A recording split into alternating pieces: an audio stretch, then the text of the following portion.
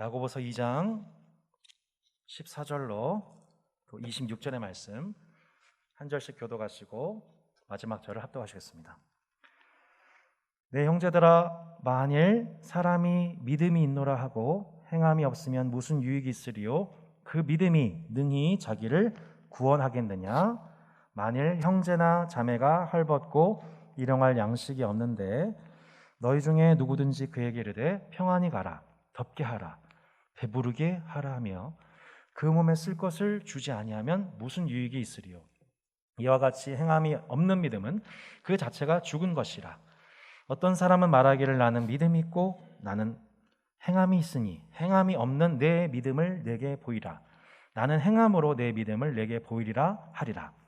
내가 하나님은 한 분이신 줄을 믿느냐? 잘한도다. 귀신들도 믿고 떠드니라. 아, 허탄한 사람아, 행함이 없는 믿음이 헛것인 줄을 알고자 하느냐? 우리 조상 아브라함이 그 아들 이삭을 제단에 바칠 때에 행함으로 의롭다 하심을 받은 것이 아니냐? 내가 보거니와 믿음이 그의 행함과 함께 일하고 행함으로 믿음이 온전하게 되었느니라. 이에 성경에 이른 바 아브라함이 하나님을 믿으니 이것을 의로 여기셨다는 말씀이 이루어졌고 그는 하나님의 벗이라 칭함을 받았나니 이로 보건대 사람이 행함으로 의롭다 하심을 받고 믿음으로만은 아니니라. 또 이와 같이 기생 라합이 사자들을 접대하여 행함으로 의롭다 하심을 받은 것이 아니냐. 함께 읽겠습니다. 영혼 없는 몸이 죽은 것 같이 행함이 없는 믿음은 죽은 것이니라. 아멘. 오늘은 믿음과 행함은 하나다라는 제목으로 말씀을 나누려고 합니다. 지난 주일 야고보서에서 야고보 사도가 한 가지 실제로 교회에서 있었을 것 같은 예화를 들면서 말씀을 교훈했던 거 기억하십니까? 네, 오늘도 야고보 사도가 실제로 당시 교회에서 있었을 법한 예화를 인용하면서 말씀을 시작하는 것을 보게 됩니다. 불편한 진실과도 같은 이야기죠. 15절, 16절에 보면 이런 얘기 나옵니다. 만일 형제나 자매가 헐벗고 일용할 양식이 없는데 너희 중에 누구든지 그에게 이르되 뭐라고 했어요? 평안히 가라, 덥게 하라, 배부르게 하라 하며 그 몸에 쓸 것을 주지 아니하면 무슨 유익이 있으리요? 여러분, 우리가 이 교회 생활을 하면서 상투적으로 습관적으로 쓰는 말들이 무엇이지요? 뭐 전화 끊을 때 기도할게요, 그죠? 뭐 평안하세요, 뭐 샬롬, 뭐 여러 가지 말들이 있죠. 아마도 이러한 한 형제와 자매가 당하고 있는 고난의 정황에 있는 이 성도를 향해서 습관적으로 상투적으로 쓰는 말들을 보면서 야고보 사도가 이런 상황을 인용하고 있는 것 같아요. 헐벗은 형제, 이 헐벗다는 게 무슨 뜻이에요? 지금처럼 추운 이 겨울에 밤에 자신의 몸의 온기를 지켜줄 만한 겉옷이 없는 상황. 일용할 양식. 자, 우린 일용할 양식 생각하면은 뭐 식생활 제일 중요하죠. 먹고 마시는 거. 근데 좀 더 넓게 보면 사실 하나님이 우리 인생에 베푸신 일용할 것들이라고 하는 것은 한 사람이 존엄한 인간으로 살아가는데 필요한 모든 것들, 뭐 문화적인 필요도 있을 것이고요, 교육적인 필요도 있을 것이고요, 또 관계적인 필요, 심리적인 필요들도 있을 것입니다. 이 모든 것들을 포함한다고 볼 수가 있겠죠. 물론 당시 정황 속에서 가장 이 본문의 정황에서 봤었을 때 실제 성도 중에서 가난한 자로서 헐벗고 일용할 양식이 없는 성도, 교회 내 그렇게 형제 자매들 중에서 실제로 의식주 문제가 해결되지 않고 있어서 힘겨워하고 있는 성도들이 있었습니다. 그런데 그들을 향하여서 교회 내에서 인사를 하는 거예요. 평안하세요, 몸 좀 녹이세요, 덥게 하세요, 배 좀 불리세요, 이렇게 상투적으로 인사를 하는 거죠. 물론 형제 자매, 그런 고난 중에 있는 형제 자매한테 우리가 지혜롭게 말 잘해야죠. 때에 적절한 말을 잘해야죠. 하지만 그렇게 인사만 하고 실제로 그 형제의 몸에 필요한 그 일용할 부분들에 대해서는 실제 행동하지 않는 모습들을 보면서 야고보 사도가 화가 많이 난 거죠. 그러면서 그런 행태를 보면서 오늘 14절 말씀에 이렇게 말씀합니다. 내 형제들아, 만일 사람이 믿음이 있노라 하고 행함이 없으면 뭐예요? 무슨 유익이 있으리요? 그 믿음이 능히 자기를 구원하겠느냐? 17절입니다. 이와 같이 행함이 없는 믿음은 그 자체가 죽은 것이라. 자, 오늘 본문의 결론에 해당되는 26절도 그 얘기하고 있습니다. 같이 한번 읽어볼까요?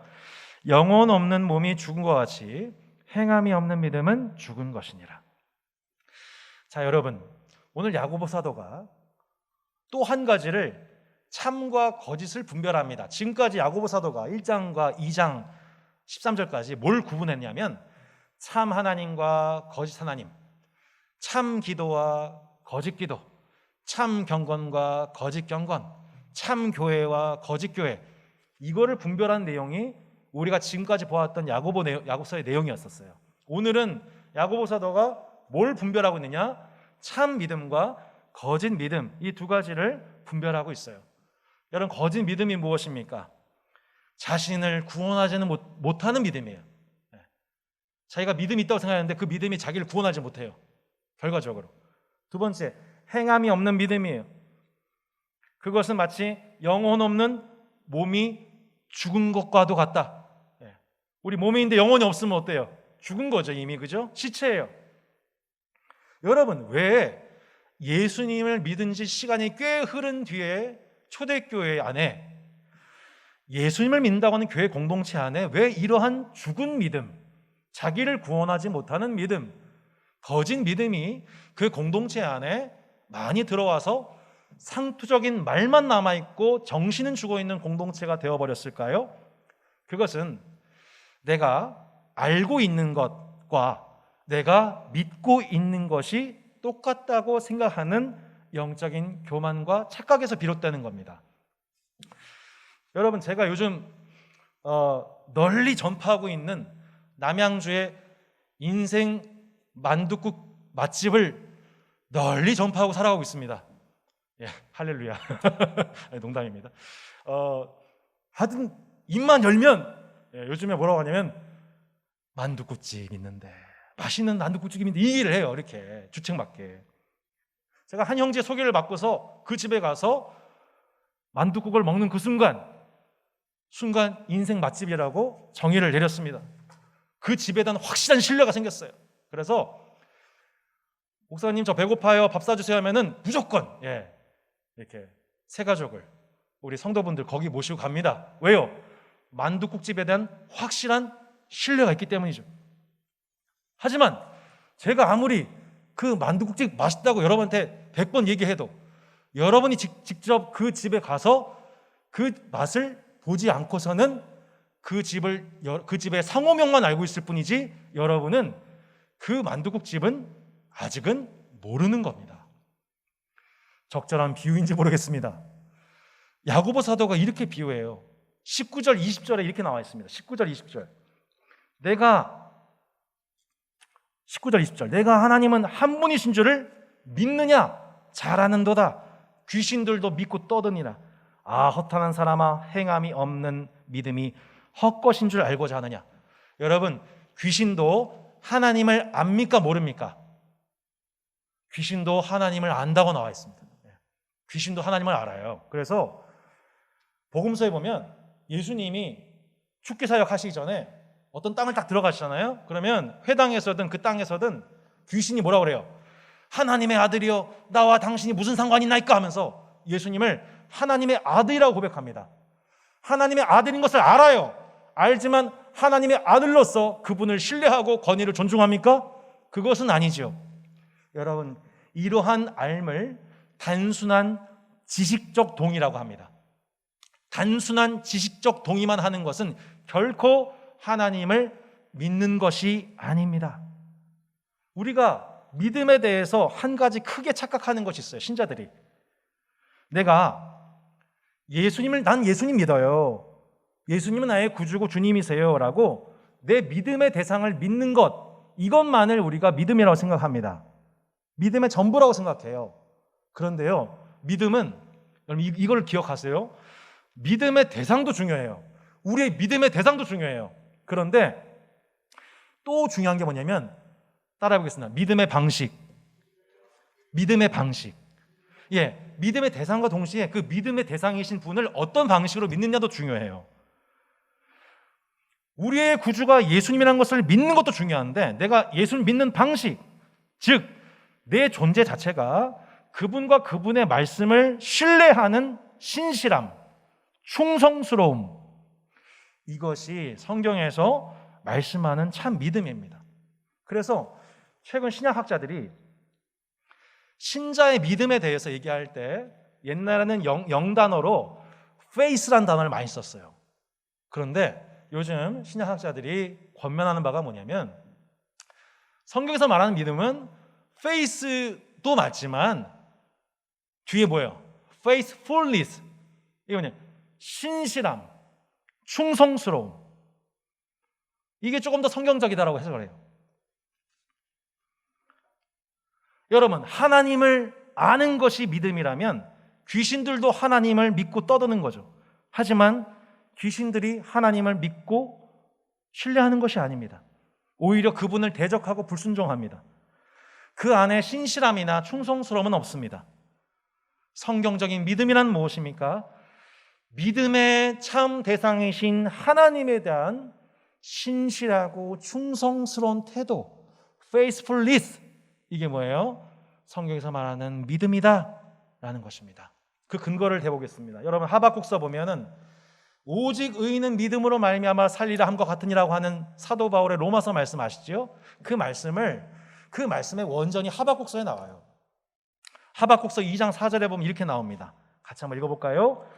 보라, 그의 마음은 교만하며 그 속에서 정직하지 못하나 의인은 그 믿음으로 말미암아 살리라 나와 있습니다.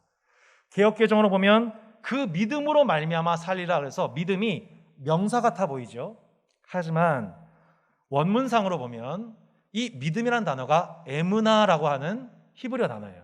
근데 이 에무나라고 하는 단어는 명사가 아니라 동사입니다. 어떤 동사냐? 그 자리에 버티고 서 있다라는 뜻입니다. 에무나라는 뜻이 뭐라고요, 여러분? 그 자리에 버티고 서 있다는 뜻입니다. 즉 하박국이 고백하는 의인의 모습이 뭐냐면 하나님께 대한 신실하고 충성스러운 태도로서 그 자리에 버티고 서 있는 거예요. 그 자리에 버티고 서 있는 거예요. 바로 앞 구절에 이런 구절이 나옵니다. 2장 1절 같이 한번 읽어볼까요? 내가 내 파수한 곳에 서며 성루에 서리라. 그가 내게 무엇이라 말씀하시는지 기다리고 바라보며 나의 질문에 대하여 어떻게 대답하시는지 보리라. 예, 하박국서 1장에서 하박국이 의인으로서 하나님께 여러 가지 심중에 있는 깊은 의문들, 절망들을 쏟아냈습니다. 하나님, 세상이 도대체 이 모양이 뭐예요, 이게? 이 꼴이 뭐예요? 하나님 지으신 세상이. 도대체 왜 의인들보다 악인들이 더 활개를 칩니까? 그리고 악인들은 왜 당장 징벌 안 하시고 왜 의인들부터 징계하십니까? 이해가 안 되는 거죠. 여러분, 지금도 그렇지 않습니까? 코로나로 인해서 피해보는 사람은 여러 경우가 있지만 대부분 죄 없는 사람들입니다. 사회적으로 약자인 사람들이 죄 없이 고난을 당해요. 왜 이렇게 질병을 내버려 두신 것입니까? 더 나아가서 우리 청소년, 청년 세대 생각할 때 부동산 문제로 이 고생하고 있는 대상들, 결국 제일 고생하는 사람들은 결국 가난한 사람들이에요. 언제까지 이런 모습을 봐야 됩니까? 도대체 이 나라에, 이 세상에, 미래에 소망이 있기는 한 것입니까? 아마 하박국이 이 시대에 있었다면 이 문제를 가지고 하나님 앞에 도대체 왜요? 도대체 왜? 하나님 앞에 나아가서 따졌을 것입니다. 하박국이 그러한 기도 중에 자신의 여러 질문들을 쏟아놓습니다. 하지만 그러한 이해되지 못할 여러 질문들을 하나님께 쏟아놓으면서도 하나님께 나아가는 것은 결코 중단되지 않습니다. 뭐예요? 그가 여전히 그 파수하는 곳에 성루에 서서 그 자리에 버티고 서서 하나님이 어떻게 대답하실는지 보리라. 하나님이 어떻게 대답하신지 난 기다리고 바라보리라. 이게 뭐예요? 의인은 믿음으로 말미암아 살리라. 믿음은 명사가 아니라 동사인 것입니다. 추상적 개념이 아니라 실존하는 의인들에게 닥쳐진 실존적인 문제들에 대해서 하나님께 쏟아놓으면서 그 문제를 하나님과 동시에 의문을 쏟아놓은과 동시에 그 의문에 대한 대답을 진리를 알고자 여전히 그 자리에 서서 하나님의 응답을 구하는, 하나님의 진리를 구하는 그 자리에 버티고 서서 있는 동사, 그것이 믿음인 것입니다. 그게 구약과 신약을 관통하는 진정한 의미의 믿음인 것입니다. 질문을 했으면 들을 생각을 해야죠. 기도를 했으면 하나님의 응답을 신뢰해야죠. 만약 우리가 의문만 가지고 쏟아놓기만 하고 분노만 하고 듣지 않는다면 그거는 세상 사람과 다름이 없는 것입니다. 하박국은 그 자리에 버티고 서서 기다립니다. 하나님이 뭐라고 내게 응답하신지 나는 기다리고 바라보리라.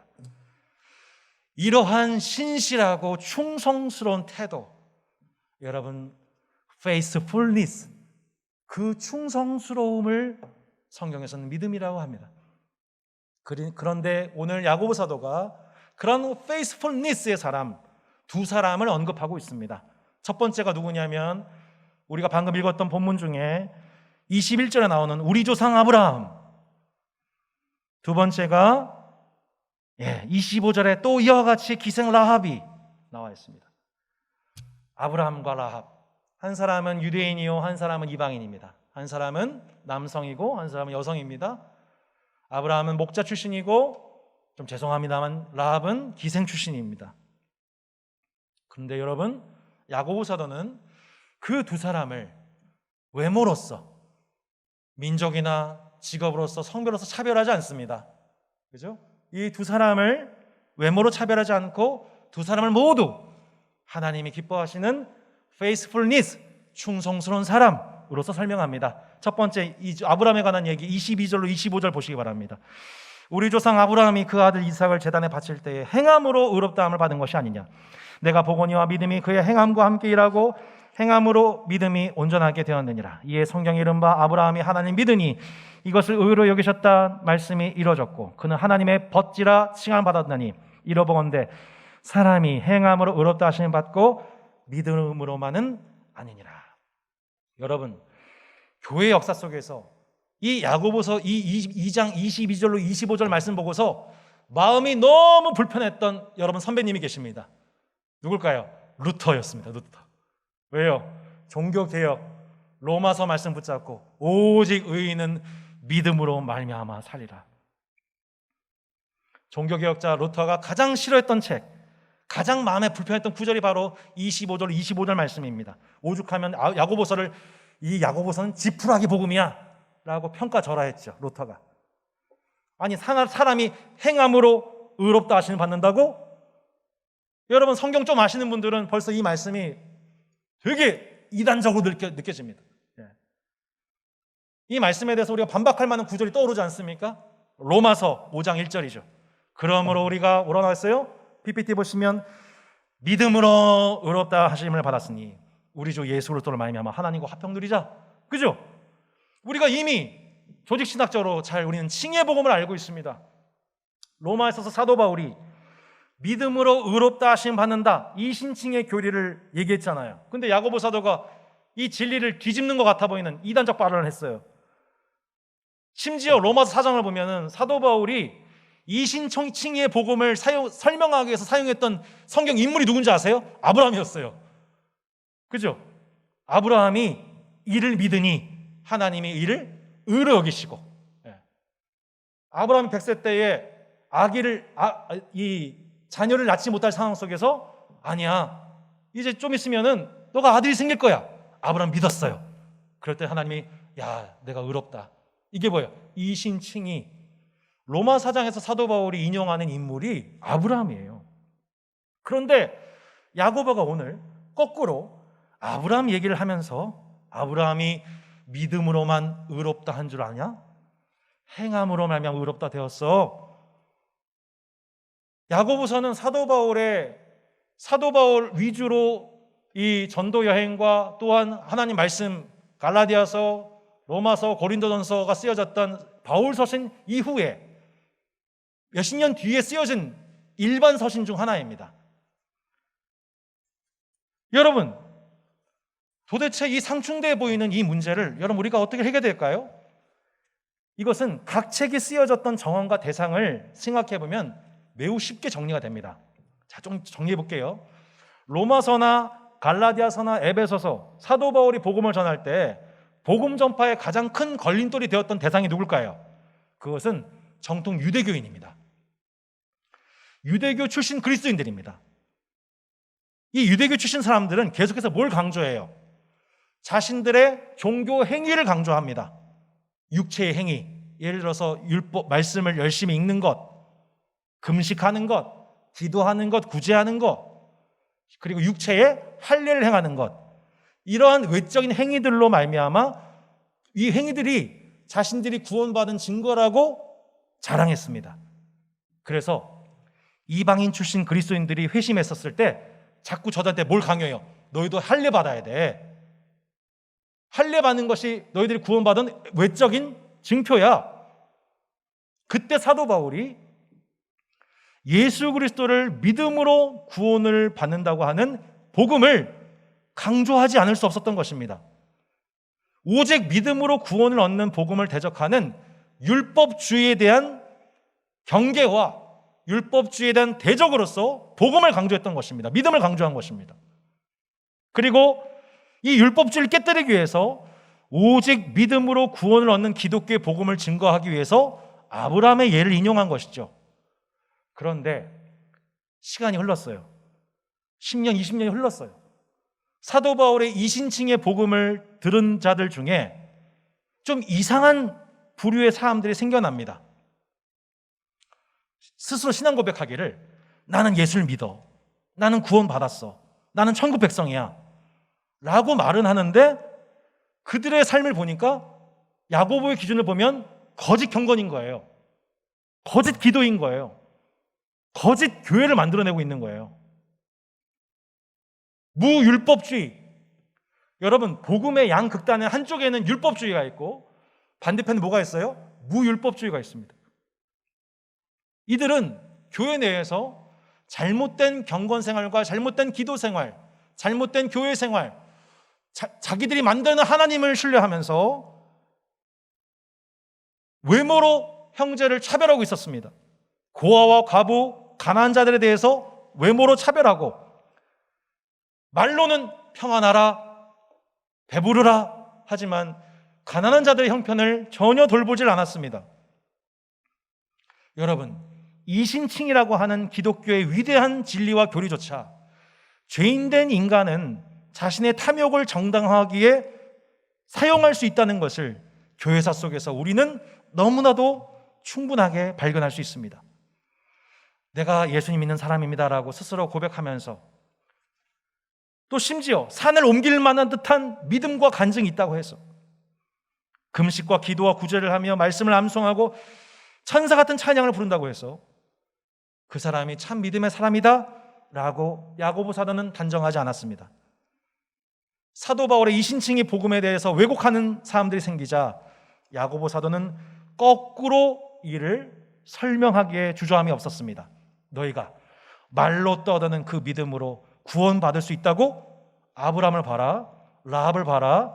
그들의 믿음은 행함으로 의롭다 하심을 받았어.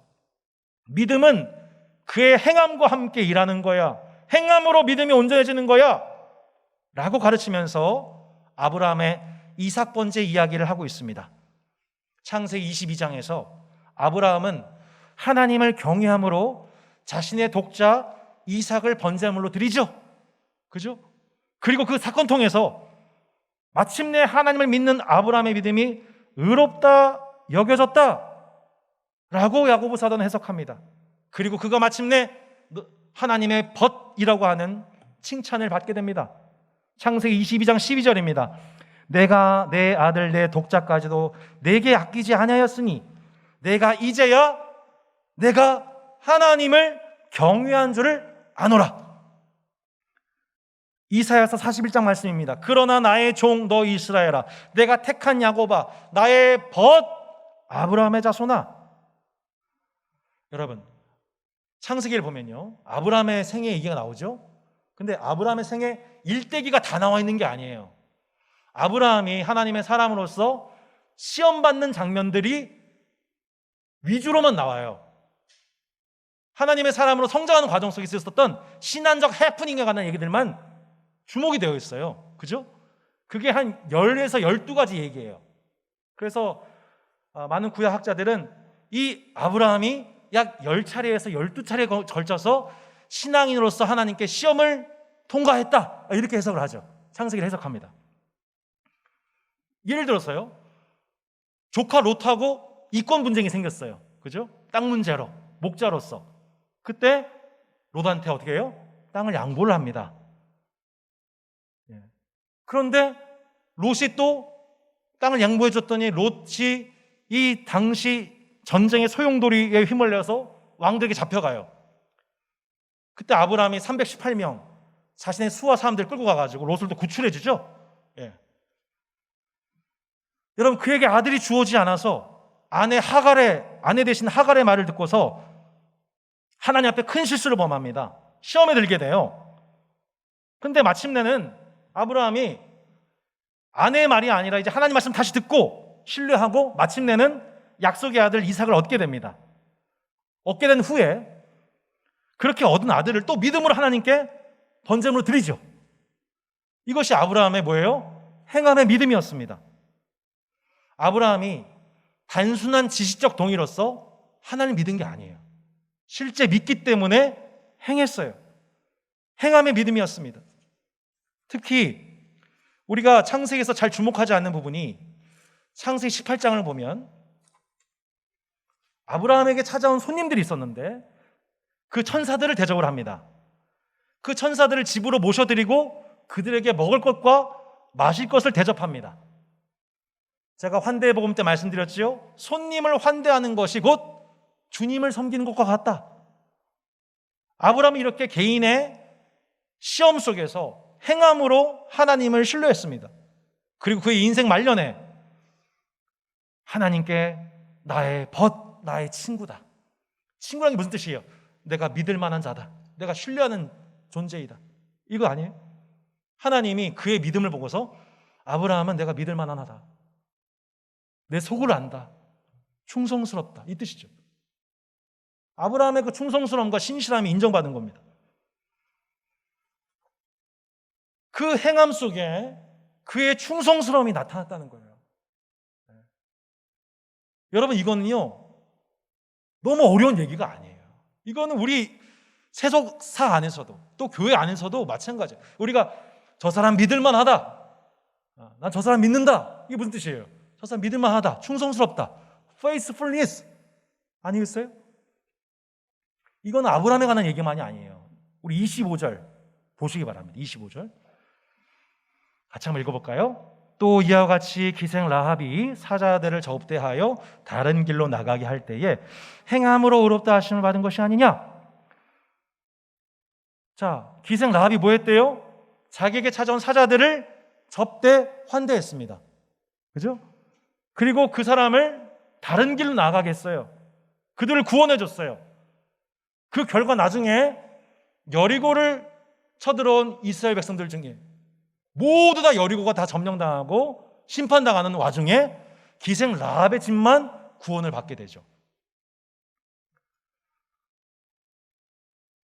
여러분, 아까 아브람 얘기했는데요, 잠깐만 롯 얘기도 생각해 보죠. 롯도 그랬어요. 소돔과 고모라 땅이 심판받기 전에 롯이 천사의 방문을 받습니다. 그 천사가 왔더니 소돔과 고모라 사람들이 천사를 강간하려고 했어요. 그때 롯이 그들로부터, 이웃들로부터 그 천사들 지켜내죠. 결국에는 그 천사들로부터 소돔과 고모라에 대한 예언을 듣게 된 롯이 임박한 심판의 소식을 알게 되고 결국엔 롯의 가족들을 구원할 수 있는 그런 복음의 메시지를 듣게 됩니다. 결과적으로 롯과 두 딸만 구원을 받게 되죠. 롯은 결국 그 믿음으로 말미암아 그 믿음이 행함으로 이어진 결과 구원을 받게 됩니다. 이거는 롯만 그런 것이 아니라 아브라함만 그런 것이 아니라 또한 기생 라합이 그랬다는 거예요. 가나안 땅을 정탐하기 위해서 몰래 들어왔던 정탐꾼 2명이 있었어요. 여러분, 그들을 몰래 보호해줬다가 이거 들키게 되면은 당시 여리고 왕한테 이거 알게 되면요 죽은 목숨 되는 겁니다. 여인이 목숨을 걸고 두 정탐꾼을 찾는 여리고 왕으로부터 그들의 신변을 보호해주고 그들이 무사히 본진에 귀화할 수 있도록 다른 길을 찾게 해줬다는 거예요. 히브리서 11장 31절도 이렇게 나와 있죠. 믿음으로 기생 라합은 정탐꾼을 평안히 영접하였으므로 순종하지 아니한 자와 함께 멸망하지 아니하였도다. 자, 기생 라합이 그렇게 믿음으로 손님을 영접했습니다. 믿음으로 행동했습니다. 근데 그 결과 기생 라합이 여리고 심판 때 라합과 그 집이 어떻게 돼요? 구원을 받습니다. 믿음장으로 불리는 히브리서 11장을 보세요. 그 11장에 나오는 믿음은 관념적인, 지적인 믿음이 아니에요. 철저하게 행함을 동반하는 것이었습니다. 믿음은 그의 행함과 함께 일하는 것입니다. 믿음과 행함은 동전의 양면과도 같은 것입니다. 동전이 있는데 한쪽 면에 100원이라고 써 있어요. 근데 그 100원을 뒤집어 봤더니 다른 면에 뭐가 나와야 돼요? 뭐가 나와야 돼요? 이순신 장군이 나오셔야 되잖아요. 근데 뒤집었더니 장군님이 안 그려져 있어. 이거 뭐라고 그래요? 짝퉁이라고 합니다. 화폐 가치가 없는 거예요. 마찬가지죠. 야고보 사도가 오늘 짝퉁 믿음, 한쪽에 나 믿음 있다, 나 크리스찬이다, 한쪽에 써놨어. 근데 그 사람 뒷면을 보니까 행함이 전혀 없어. 이거 뭐예요? 짝퉁이라는 거예요. 오늘 이 얘기를 왜 하고 있느냐? 야고보 사도가 지난주 본문 말씀 중에 맨 마지막에 남겨놓은 결론을 강화하기 위해서 오늘 14절로 26절의 말씀을 하고 있는 것입니다. 결론적으로 이 바로 앞에 있는 13절 말씀을 강화하기 위해서 오늘 이 예화를 든 것입니다. 마지막으로 여러분 13절 한번 보실래요? 13절 2장 13절 말씀 한번 읽어보시기 바랍니다. 시작. 긍휼을 행하지 아니한 자에게는 긍휼 없는 심판이 있으리라. 긍휼은 심판을 이기고 자랑하느니라. 아멘. 여러분, 롯도 그랬고요, 아브라함도 그렇고요, 기생 라합도 그렇고요, 공통적으로 그들에게 임박한 심판을 당하지 않았던 이유가 뭐였어요? 그들의 믿음이 행함과 함께 일했기 때문이에요. 그들의 믿음이 행동이 뭐였냐면 긍휼을 행하는 것이었기 때문이에요. 오늘 이 얘기 하려고 야고보 사도가 13절 얘기를 강화하려고 14절부터 26절 얘기를 하는 거예요. 천사들을 긍휼히 여겼던 아브라함, 천사들을 대접했던, 그들을 보호했던 롯, 정탐꾼을 긍휼히 여겼던 라합, 그들을 긍휼히 여긴 결과가 뭐였어요? 심판당하지 않은 거예요. 모두 하나님의 심판 직전에 긍휼을 받아서 구원을 받게 되는 거예요. 말씀하잖아요. 긍휼을 행하지 아니한 자에게는 긍휼 없는 심판이 있으리라. 긍휼은 심판을 이기고 자랑하느니라. 하나님께 대한 충성은 결국 그 하나님께 대한 충성스러움은 결국 뭘로 드러나게 된다는 거예요? 이웃에 대한 긍휼로 나타나게 된다는 거예요. 이웃에 대한 긍휼이 결국 하나님께 긍휼 여김 받게 되는 결과로 나아가게 됩니다. 예수님 그래서 뭐라고 말씀하셨어요? 긍휼히 여긴 자는 복이 있나니 저희가 긍휼히 여김을 받을 것입니다. 할렐루야. 이것을 야고보 사도가 가르치는 것입니다. 이 예수님이 팔복설교 하셨는데도 불구하고 긍휼히 여긴 자는 복이 있나니 저희가 긍휼히 여김을 받을 것이라 라고 주님 가르치셨지만 이 신칭의 복음을 왜곡한 많은 지적 동의로 믿음을 해석한 많은 이들이 이웃에 대한 긍휼 없이 자기에게 찾아온 천사 손님들에 대한 손님 대접의 전통과 그 믿음, 긍휼의 믿음을 실천하지 않는 가운데 나는 하나님을 믿습니다. 나는 구원을 받았습니다. 헐벗고 일용할 양식이 필요한 형제자매에 대해서 배부르십시오.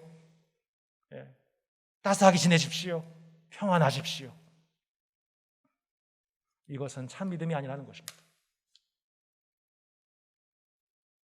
코로나 확진자 수가 어느덧 1,000명에 어제 1,000명이 넘었다고 오늘 아침 뉴스에 보았습니다. 코로나 검사 대기만 기다린 사람이 거의 10만 명에 가깝다고 합니다. 사회적 거리두기 3단계로 당장 진입해도 전혀 이상하지 않을 것 같은 상황 속에서 도대체 우리가 이 코로나 시대 때 하나님께 대한 충성스러움을 산다는 것이 뭐냐 도대체. 이 코로나 시대 때 우리가 우리 믿음을 지키고 산다는 게 도대체 무슨 의미냐. 우리는 지난날 그 믿음을 뭐라고 많이 해석했냐면 교회 봉사 열심히 하는 것, 새벽기도 열심히 하는 것. 중요하죠. 여러 가지 중요하죠. 정말 중요하죠. 어떻게 하면 우리가 한 주 동안 하나님께 대한 충성스러움이 이웃에 대한 긍휼로서 나타날 것인가? 어떻게 우리가 짝퉁 믿음이 아니라 진짜 믿음으로써 이 코로나 시대를 살아갈 것인가?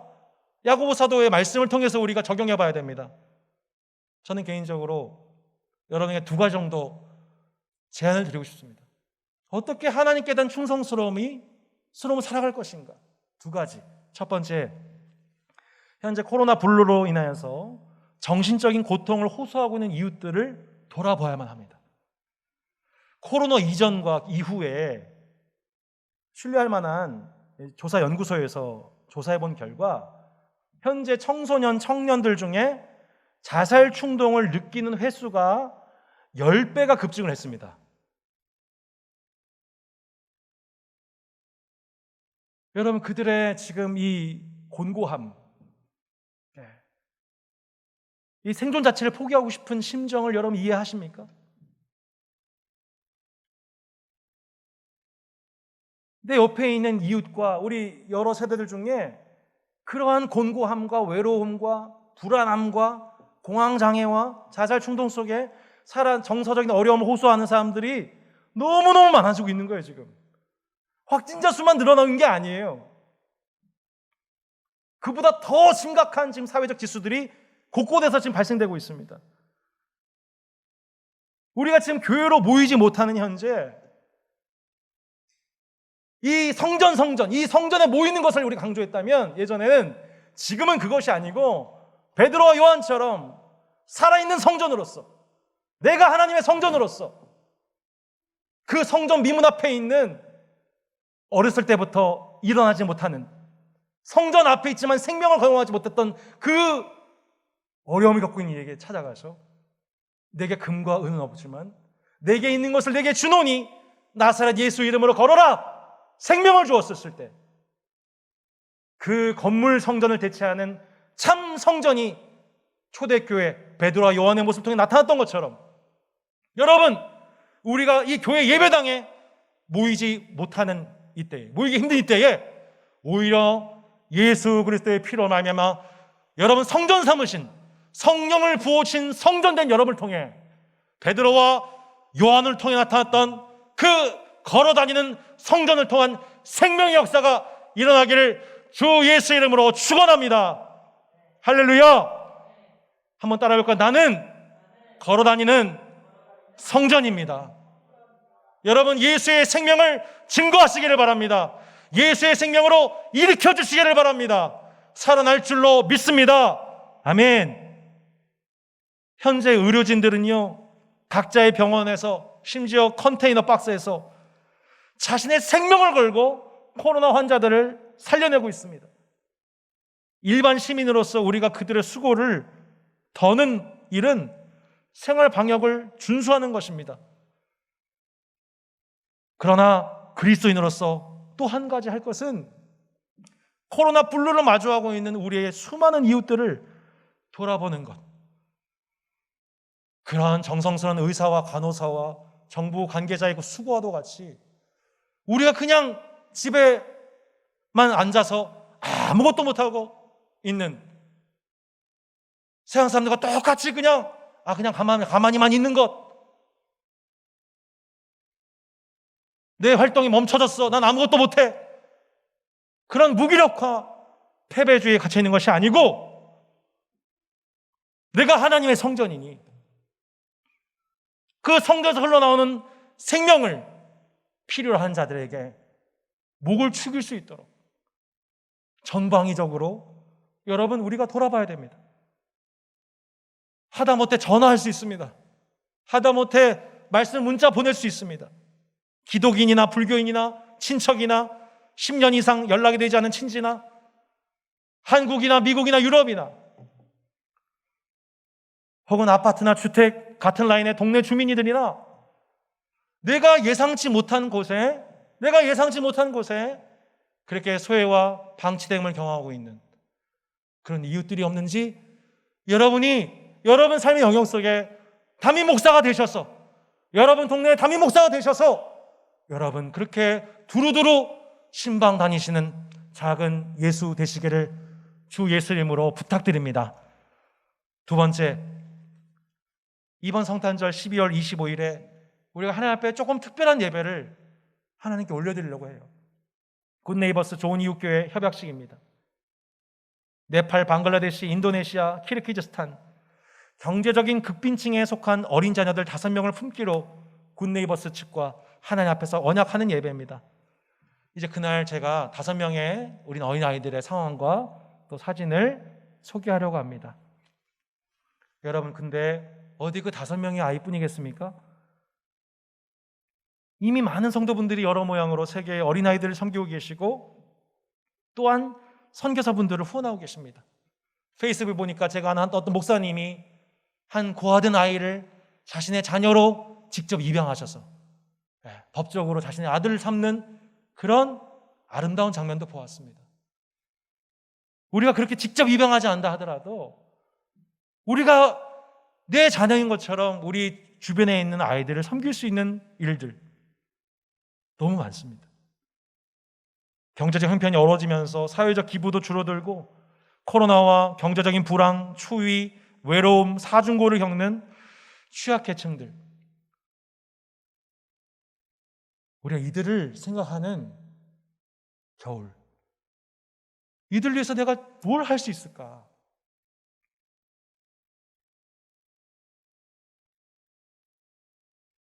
여러분, 우리가 단순히 그들을 위해서 기도하는 거 너무 중요하죠? 네, 기도하셔야 됩니다.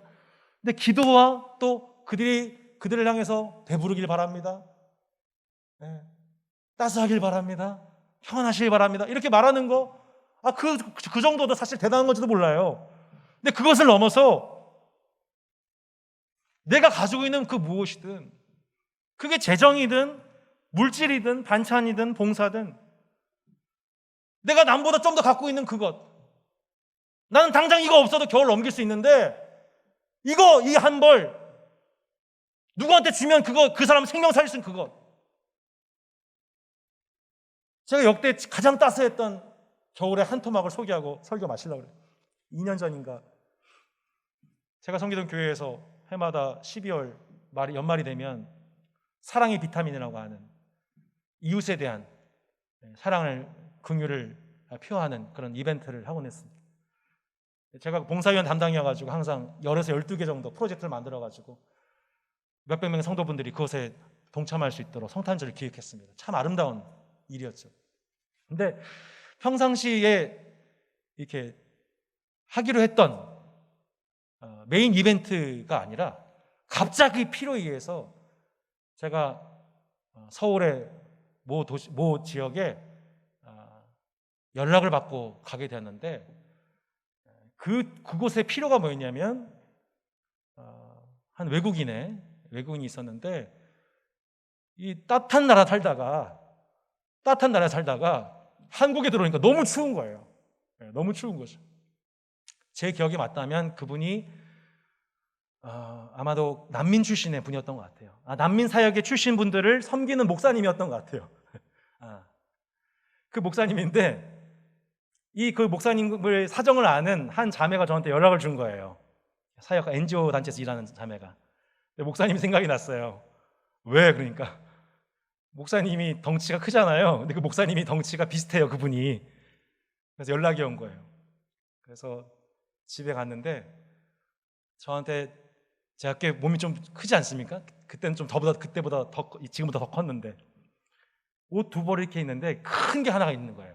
근데 제가 약간 좀 살이 좀 빠져가지고 그 옷 굳이 안 입어도 되는 거예요. 그래서 그 큰 패딩을 그 검은색 큰 패딩을 그 목사님께 드리고 왔어요. 그리고 저는 좀 덜 두꺼운 옷을 입고 그분과 함께 이제 교제를 나눴습니다. 얼마나 행복했는지.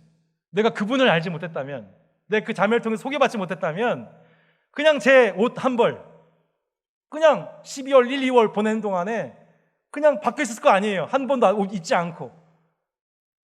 근데 그 옷 한 벌이 그분에게 전달되는 그 순간에 그 따스한 주님의 사랑이 느껴지게 되는 것이죠.